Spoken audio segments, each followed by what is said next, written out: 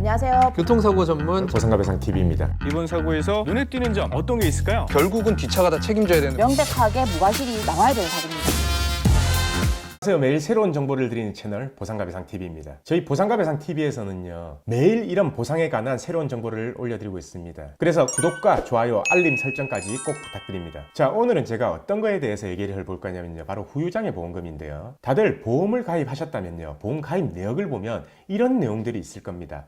3%부터 80%까지 후유장애 발생 시에 지급률에 따라서 가입 금액을 지급한다. 이런 후유장애 담보를 확인할 수 있는데요. 그러면은 이 장애 담보가 있는 건 아는데 과연 이 보험금을 어떻게 받을 수 있을까? 아마 이게 궁금하실 겁니다. 우선 후유장애 담보는요, 약관을 보게 되면요, 13개의 신체 부위에 대해 장애가 남았을 때 각각 지급률에 대해서 지급한다라고 되어 있는데요. 13개 부위는요, 눈, 귀, 코, 입, 그리고 외모, 그리고 척추, 그리고 체간골에 대한 장애, 팔, 다리, 손가락, 발가락, 그리고 장기 및 비뇨 생식기, 마지막으로 신경계하고 정신행동장애로 나눌 수 있습니다. 대표적으로 제가 예를 들어서 좀 설명을 드리겠습니다. 내가 보험증권을 확인했는데 이 가입금액이 3%부터 80%까지 2억이 돼 있다. 그러면은 이거는 가입금액이 2억인 겁니다. 그러면은 이거에 대해서 어떻게 지급을 받냐, 그걸 지금 설명을 드릴게요. 일단 팔다리로 한번 설명을 해보면요, 우리가 팔다리에는 6개의 관절이 있습니다. 자, 팔에 보면요, 어깨, 팔꿈치, 손목 있죠. 다리 쪽에는요, 골반, 무릎, 발목이 있죠. 만약에 이 부위 부근에서 골절이 되고요, 6개월이 지났는데도 불구하고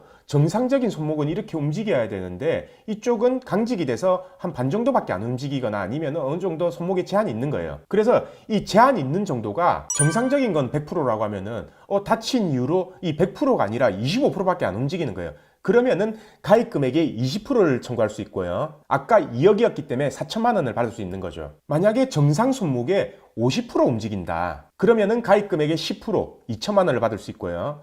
만약에 정상 손목에 한 75%까지 움직일 수 있다. 그러면은 가입 금액의 5%, 1천만 원을 지급받을 수 있는 겁니다. 자, 제가 손목으로 설명드렸지만 지금 이 움직임 각도는요, 손목, 팔꿈치, 어깨, 골반, 무릎, 발목 전부 다 동일하게 25%밖에 안 움직인다. 그러면은 20%를 받을 수 있고, 반밖에 안 움직인다. 그러면 10%를 받을 수 있고, 25%만 제한돼 있다 라고 하면은 5%를 받을 수 있다라는 겁니다. 만약에 보험이 내가 2개가 있는데 여기에도 2억이 돼 있고 다른 보험에도 또 2억이 돼 있다. 그러면은 이건 각각 중복해서 받을 수 있는 거고요. 결론은 여기서도 받고 여기서 받는 거죠.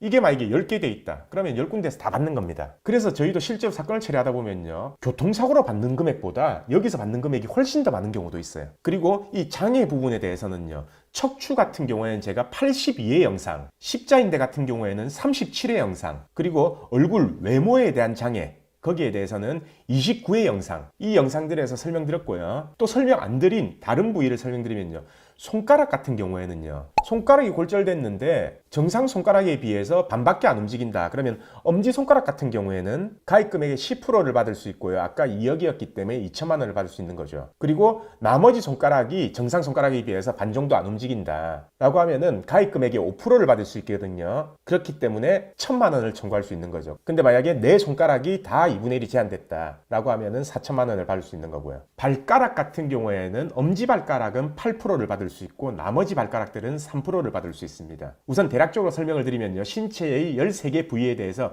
제가 설명드린 이런 식으로 장애가 남았을 때 지급받을 수 있는 보험금이 후유장애 보험금이에요. 그럼 과연 이 보험금은 어떻게 청구할 수 있냐, 거기에 대해서 제가 설명을 드리면요, 우선 사고일로부터요 6개월이 지난 이후에 관련과의 전문의에게요, 보험약관에 정해진 대로 장애 진단서를 발급받아야 되는데요, 이 장애 진단서에 필수적으로 기재돼야 될 항목이 있습니다. 뭐냐면은 해당 부위의 장애 정도가 어느 정도인지가 기재가 돼야 되고요. 그리고 이 장애가 남는 근거인 검사 결과, 그리고 마지막으로는 이 장애가 영구장애다 라는 내용이 기재가 돼야 됩니다. 왜냐면은 이 후유장애 보험금 같은 경우에는요, 영구장애일 때 지급이 되는 거거든요. 하지만은 한시장애라고 하더라도요, 아예 지급이 안 되는 게 아니라 5년 이상의 한시장애다 라고 했을 경우에는 아까 제가 말했던 금액 있죠, 그 금액의 20%가 지급이 됩니다. 그리고 만약에 5년 이하의 장애다 라고 하면은 해당되지 않고요. 그리고 제가 말씀드렸었죠. 이건 꼭 생각하셔야 됩니다. 자동차 보험에서 한시장애로 합의했다고 해서요. 이 보험도 한시장애가 아닙니다. 이 보험은 영구장애로 받을 수 있어요. 그래서 제가 이전 영상에서 한시장애하고 영구장애가 뭐가 다르냐를 비교해 놓은 영상이 있거든요. 그 영상도 안 보신 분들은 꼭 보시고요. 자, 그럼 이제부터 말할 내용이 가장 중요한 내용인데요. 보통 이렇게 장애보험금을 받기 위해서는 아까 제가 말했죠. 보험사의 약관에 규정된 대로 장애 진단서를 발급받아야 된다. 그러면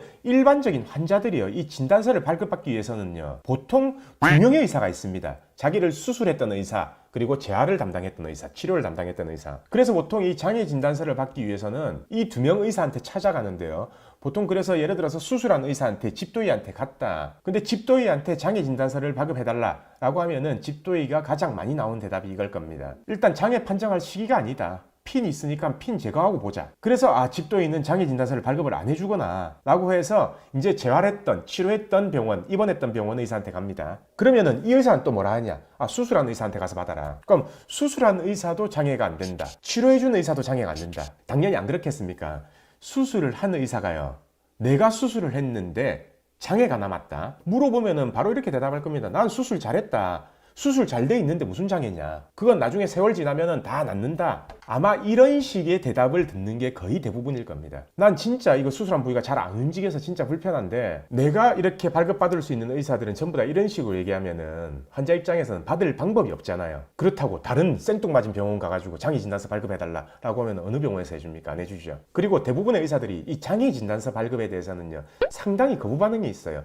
특히나 보험회사에 제출한 장애진단서는 더 그렇습니다. 왜냐하면 보험사에서 이거를 장애진단서 청구한다고 해서 바로 지급을 하는 게 아니거든요. 또 보험회사에서 조사가 나와요. 조사가 나오면은 이 의사한테 가서 왜 장애가 나오냐, 이 장애가 나오는 명백한 근거는 뭐냐, 자기들이 자문받았을 땐 장애가 안 나온다. 그리고 이건 핀 때문에 장애가 나오는 거 아니냐.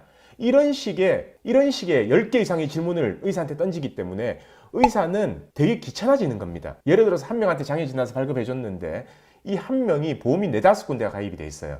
그러면은 의사는 진단서는 한 장 발급해 주지만은 4-5명의 보험사를 만나야 될 거 아닙니까? 이 보험사가 한두 번씩 찾아온다라고 하면 10번을 만나야 돼요. 그래서 보험회사에 제출하는 장애 진단서에 대해서 상당히 거부 반응이 많은 겁니다. 그래서 대부분의 사람들은요, 이거를 손해사정사나 아니면 변호사 사무실에 위임을 해서 진행을 하게 되는 거죠. 그럼 이렇게 위임을 해서 진행하면은 뭐가 다르냐? 수술한 의사나 치료한 의사한테 가는 경우도 있지만 이 전문가들이 자기가 자문을 할 수 있는 의사한테 가서 의학적인 자문을 거치고 그에 대한 소견에 대한 장애 진단서를 발급받는 경우가 많습니다. 그리고 보험사 조사가 나오면은 계약자가 보험사하고 직접 상대하는 게 아니라 이렇게 위임된 전문가들이 보험사하고 직접 상대를 해서 보험금을 지급받고 이렇게 종결되는 경우가 많죠. 이것 때문에 수임료를 어느 정도 지불을 하더라도 이 전문가들한테 맡겨서 진행하게 되는 겁니다. 제가 이 전문가를 선임할 때요, 유의할 점 2가지를 한번 말씀드리면요. 첫 번째, 해당 자격증을 보유하고 있는지를 꼭 확인하셔야 됩니다. 이 자격증이 없는 사람들은요, 보험회사에 직접 나서기를 두려워해요. 왜냐면요, 이건 명백하게 변호사법 위반이거든요. 그래서 이런 사람들의 특징은요, 자기가 장애진단 끊고 그리고 계약자 보고 보험사를 상대하라고 하는 거예요. 자기는 뒤에서 컨트롤만 하는 거죠. 근데 이 경우는 말이 안 되는 거거든요. 왜냐하면 이 장애 진단에 뭔가 문제가 있을 때 이 사람이 책임지는 게 아니라 이 계약자가 전부 다 책임져야 된다는 거죠. 그래서 이 전문가한테 위임할 때는요, 어떻게 처리할 건지, 그리고 소속, 자격 유무를 꼭 확인하셔야 됩니다. 그리고 이 전문가한테 위임했을 때 두 번째 유의할 거는요, 장애에 대한 자문을 받을 거 아니에요. 그리고 그 장애가 맞다면은 장애 진단서를 발급받을 거 아닙니까? 그때 장애 진단은요, 대학병원이나 종합병원, 시립병원, 국립병원 이런 병원에서 받기를 추천드립니다. 예전에 이런 사례들이 많았어요. 그냥 작은 병원에서 발급받고요, 이게 보험 사기로 연루돼 가지고요, 환자들하고 뭐 전문가들 뭐 아니면은 의사 이거 전부 다 보험 사기로 연루돼서 수사받은 경우가 있거든요. 그리고 요즘 보험사들도 이런 사례에 대해서는 계속 신고를 하고 추적을 하는 추세이기 때문에 작은 병원보다는 대학병원이나 종합병원, 뭐 시립병원, 국립병원 이런 데서 객관적으로 발급받을 수 있는 전문가를 선택하는 게 좋습니다. 사실 이 장애라는 건요, 의사마다 보는 시각도 다 달라요. 어떤 의사는 장애가 안 남는다, 어떤 의사는 남는다. 그런 이 의사의 개인적인 판단이기 때문에 이 의사가 아닌 사람이 여기에 대해서 이의를 제기하는 거는 옳지 않다고 봅니다. 물론 이 장애에 대한 판정은 의사가 해야 되지만 저 같은 경우에는 법원 신체 감정도 그렇고 뭐 후유장애에 대한 이런 것들을 많이 봤기 때문에 진단명이나 수술 기록지 아니면은 엑스레이 찍은 CT 찍은 이 검사 결과지만 봐도요, 이건 통상적으로 장애가 나오겠다 안 나오겠다 이런 부분의 예상들이 충분히 가능합니다. 그래서 혹시 본인이 다쳤는데 내가 장애가 남을까 안 남을까, 이 후유장애 보험금을 청구할 수 있을까 분명히 궁금해 하시는 분들이 있을 겁니다. 그래서 이 영상을 보시는 분들은요, 화면에서 계속 아래로 내리면 댓글을 쓸 수가 있어요. 댓글을 볼 수도 있고요. 거기에서 댓글로 질문을 주시든가요, 아니면 제가 댓글에 저희 보상가 배상 네이버 카페가 있거든요. 거기로 질문을 주시면은 더 상세하게 답변을 받아보실 수가 있습니다. 사고로 인해서 장애가 남았다, 그리고 내가 후유장애 담보에 가입이 돼 있다 라고 하면은 보험사가 안 준다 해도 받아내는 게 맞습니다. 그것 때문에 보험료 내고 보험 가입하는 거 아닙니까? 하지만은 실제로는 정상인데 비정상인 것처럼 속여서 장애진단서를 발급받아서 보험금을 받는 거는 보험 사기이기 때문에 언젠가 발목이 잡힐 수 있다라는 점도 명심하셔야 됩니다. 그래서 오늘은 우리가 대부분 가입되어 있는 이 후유장애 담보에 대해서 알아봤고요. 아까 말했듯이 궁금증은 댓글 또는 네이버 보상가 배상 카페로 질문을 해주시면 답변을 드리겠습니다. 오늘 영상은 여기까지 하고요. 내일도 새로운 주제를 가지고 오겠습니다. 오늘 영상 끝까지 봐주신 구독자분들 감사드립니다. 저희 보상가 배상 로펌은요, 전화, 카카오톡, 폰메일 상담, 카페 상담 등으로 상담받을 수 있습니다. 저희는 서울과 부산에 사무실이 있고요. 전국 번호는 1544-3102로 문의 주셔도 되고, 카카오톡에서 보상가 배상을 검색하셔서 카톡으로 문의 주셔도 됩니다. 그리고 이 영상 댓글란을 보시면 메일로 신청하는 링크를 클릭하셔서 자세하게 작성해 주셔도 저희가 전화를 드리고 있습니다. 단 이게 후유장애가 남지 않는 2-3주 진단 같은 경우에는요, 유선 상담을 하지 않고 있는 점 양해 부탁드리겠습니다.